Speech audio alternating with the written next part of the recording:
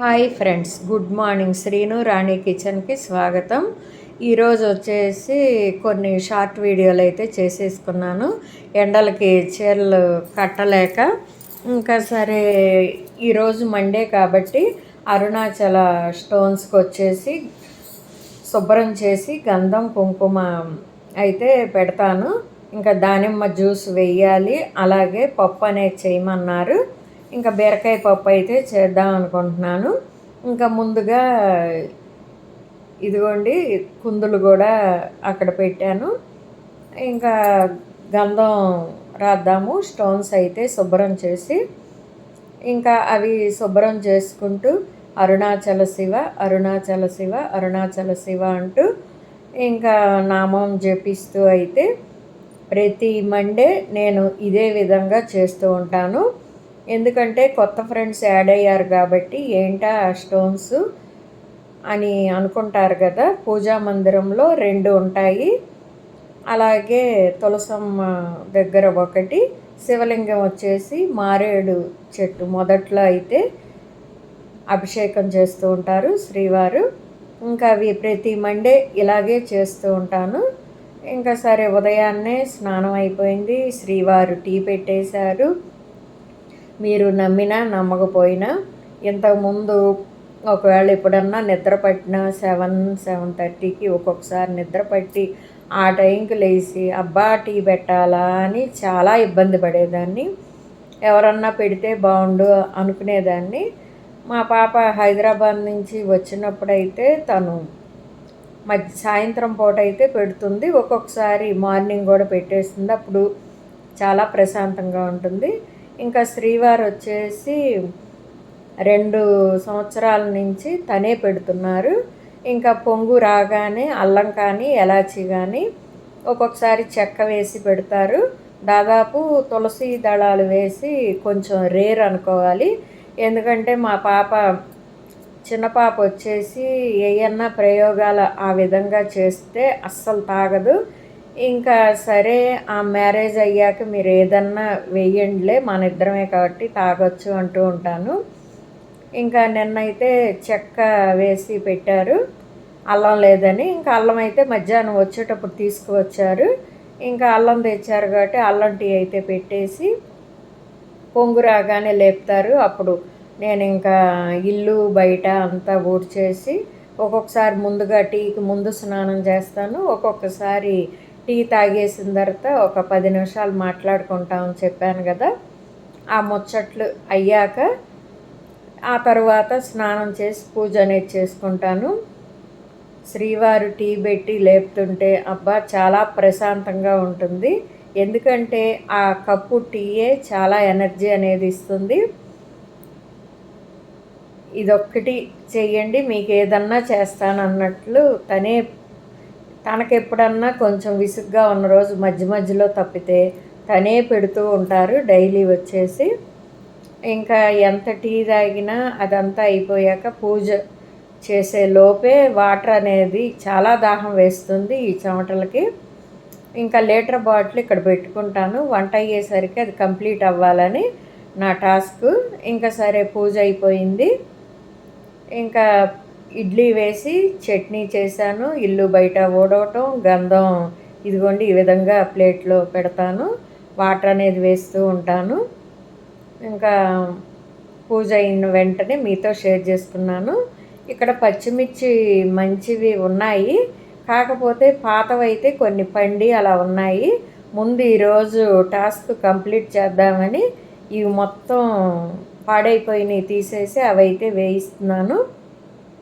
ఇంక ఇక్కడ వచ్చేసి నిన్న మేము బయటికి వెళ్ళి వచ్చేటప్పుడు పెరుగు పాలు తీసుకువచ్చాం కదా.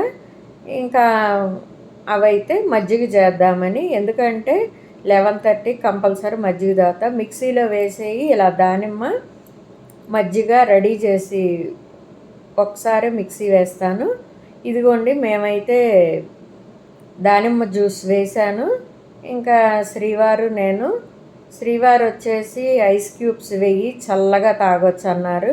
నేనైతే వేసుకోను, ఇంకా బ్యాలెన్స్ ఆగుద్దా లేదా జాగ్రత్తగా పట్టుకుంటున్నాను. ఇదిగోండి శ్రీవారికి వచ్చేసి ఐస్ క్యూబ్స్ అయితే వేసి ఒక నిమిషం అలా ఉంచితే సిప్ చేస్తూ ఆ ఐస్ క్యూబ్స్ తగులుతూ తనైతే అలా ఆస్వాదిస్తారు. తనకు అలా ఇష్టం. నేను దాదాపు చల్లటి పదార్థాలకి దూరంగానే ఉంటాను. అంటే పడదా అని కాదు, ఎండలకి ఏదైనా పడుతుంది. కానీ ఎందుకో ఐస్ క్యూబ్స్ ఇష్టం లేక ఇంకా ఇద్దరం దానిమ్మ జ్యూస్ అయితే తాగాం. సబ్జా బై మిస్టేక్ నేను నిన్న మర్చిపోయాను నానబెట్టడం, అందుకని అవి వేయలే. ఇదిగోండి ఈ చిన్న గ్లాస్తో 2 గ్లాసులు అయితే వేస్తున్నాం. 1.5 అయితే సరిపోతుంది. ఏమోలే మరీ అలా చాలీ చాలకుండా తిన్నట్లు గిన్నెలో అస్సలు మొత్తం క్లీన్ చేసినట్టు ఉంటే అస్సలు నచ్చదు నాకు. ఇంకా అందుకోసమని చెరొక గ్లాస్ అన్నట్టు అవి బ్రౌన్ రైస్ అయితే వాడుతున్నాం కదా. ఇంకా పెద్ద పాప దగ్గరే ఉంది, చిన్న పాప కూడా అమ్మాయి. ఇంకా సరే ఉంటాను మమ్మీ ఇక్కడే అంది. ఇంకా సరే ఇద్దరమే కదా అందుకని ఇక బీరకాయ పప్పు చెయ్యి అన్నారు. దానికోసమని టొమాటో, ఉల్లిపాయ, పచ్చిమిర్చి అయితే కట్ చేస్తున్నాను. ఎందుకంటే ఒక డేలో ఏ వర్క్ చేస్తారు, ఎందుకంటే ఈ రోజుల్లో చిన్న ఏజ్లో కూడా అబ్బా అమ్మ అని ఇబ్బంది పడుతున్నారు చాలామంది. ఎందుకంటే ఇప్పుడు దానిమ్మ జ్యూస్ ఎనర్జీ అవ్వచ్చు, హెల్దీ అవ్వచ్చు. నేను అదొక్కటి కంపల్సరీ గింజల రూపంలో కానీ జ్యూస్ రూపంలో కానీ హెల్త్ అనేది మనం చూసుకోవాలి. తర్వాత ఏదన్నా వస్తే దానికి మనం బాధ్యులం కాదు. మన వంతు మనం జాగ్రత్తగా ఉండటం తప్పులేదు కదా. ఎందుకంటే ఇప్పుడు ఒకళ్ళైనా సరే ఏదో ఆమె అలా చేసుకుంటుంది కదా, మనం ఎందుకు చేయలేమని ఆలోచన వస్తుందని నేను ప్రతిదీ పెడతాను వీడియోలో. ఇదిగోండి పప్పు నానింది. బీరకాయ పప్పు కోసం ఈ పచ్చిమిర్చి నేను వేయిస్తున్నాను. చెప్పాను కదా పండినవి అన్నీ బాగున్నాయి వరకు వేసాను. ఈ చెమటలకి ఒక పాత టవల్ అయితే తీసుకొని చెమటలు తుడుచుకుంటూ చేస్తున్నాను. ఈ టైంలో అనకూడదు కానీ చేసుకోలేకపోతే సరే. బయట తినాలి అంటే వాళ్ళు నిన్నైతే బయట తిన్నాము ఇడ్లీ దోశ. ఇంకా ఈ చెమటలకు వాళ్ళు చెమటలు తుడుచుకుంటూ అబ్బో అనిపించింది. మీరు ఏమన్నా అనుకోండి, కనీసం అన్నం పోపేసుకున్న అయిపోతుంది కదా బ్రేక్ఫాస్ట్గా, అలా అనిపిస్తుంది కొన్ని చూస్తే. అంటే నా అభిప్రాయం మాత్రమే, తినేవాళ్ళందరినీ తినొద్దు అని నేను అంటలేదు.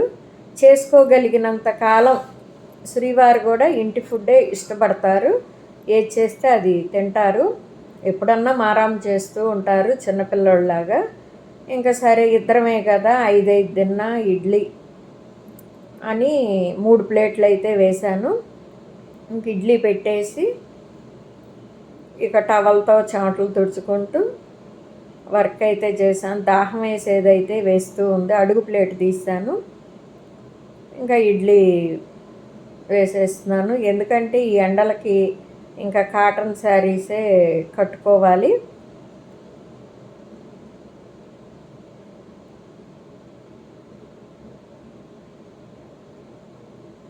ఇదిగోండి చట్నీ పోపు కూడా ఇందులోనే వేసా. అదైతే మిగులుతుంది చట్నీ. పప్పుకైతే విజిల్ పెట్టాను. బీరకాయ పప్పు అని చెప్పాను కదా. మధ్యలో మామిడికాయ జ్యూస్ అయితే తీసాను. అది రేపు మీతో షేర్ చేసుకుంటా. పప్పు అయితే ఈ విధంగా ఉడికింది.